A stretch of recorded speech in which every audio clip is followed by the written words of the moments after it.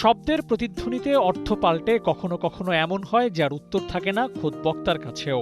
আমিনুল হক প্রধানমন্ত্রী কন্যা ব্যারিস্টার জাইমা রহমানের চেলসিতে খেলার সুযোগ পাওয়ার খবর জানানোর পর যে পরিস্থিতি তৈরি হয়েছিল তাতে সাবেক এই অধিনায়ক যে বিব্রত হয়েছেন তার প্রমাণ ওই প্রেস রিলিজ। আসলে কি জাইমা রহমান চেলসিতে খেলার সুযোগ পেয়েছিলেন, পেলে খেলেননি কেন? সাধারণ এই প্রশ্নগুলি আসবে যে কারো মনে। তবে জানতে হবে এর পেছনের বাস্তবতাও, পারিপার্শ্বিক অবস্থাও যে প্রভাব ফেলেছে এই ঘটনায়।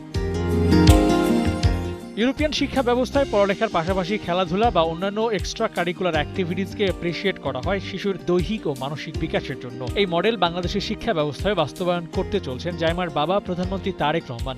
লন্ডনের স্কুলে জাইমা তার এক্সট্রা কারিকুলার অ্যাক্টিভিটিসের অংশ হিসেবে যুক্ত হয়েছিলেন ফুটবল খেলার সাথে, আর তার পজিশন ছিল গোলকিপিং। সেখান থেকেই সাধারণ প্রসেস হিসেবে চেলসির একাডেমিতে বয়সভিত্তিক দলের সুযোগ হয়।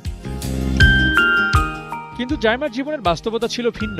বাবা তারেক রহমান দেশে ফিরতে পারছিলেন না। পরিবারের বটবৃক্ষ সাবেক প্রধানমন্ত্রী বেগম খালেদা জিয়াও স্বাভাবিক জীবনযাপন থেকে ছিলেন দূরে। পরিবারের অবস্থা তখন টালমাটাল। এমন সময় খেলাধুলার থেকেও বেশি সেফ অ্যান্ড সিকিউর তো পড়ালেখাতেই মনোযোগী হওয়া। পরিবারের পক্ষ থেকে তাই প্রথম পছন্দ ছিল লেখাপড়া, আর সেখানেই জাইমা সফল হয়েছেন। নামের পাশে যুক্ত হয়েছে ব্যারিস্টার পদবি। ফুটবলার হওয়ার বড় সুযোগটা হাতছাড়া হলেও জাইমা যে এখনো মাঠের স্মৃতিটা রিকল করেন। ক্রীড়া প্রতিমন্ত্রী আমিনুল হকের সাথে আলাপের ফাঁকে স্কুল জীবন নিয়ে জাইমা নিজেই বলেছেন, আমিনুলের মতো সেও ছিলেন গোলকিপার। এর আগে প্রধানমন্ত্রী তারেক রহমান নিজেও একই কথা বলেছেন আমিনুলকে, আর এই তথ্যই তুলে ধরেছিলেন ক্রীড়া প্রতিমন্ত্রী। কিন্তু সেসব প্রচার হয় একেবারেই ভিন্ন ধাঁচে, টুইস্ট রেখে জুড়ে দেওয়া হয় কাটপিছও।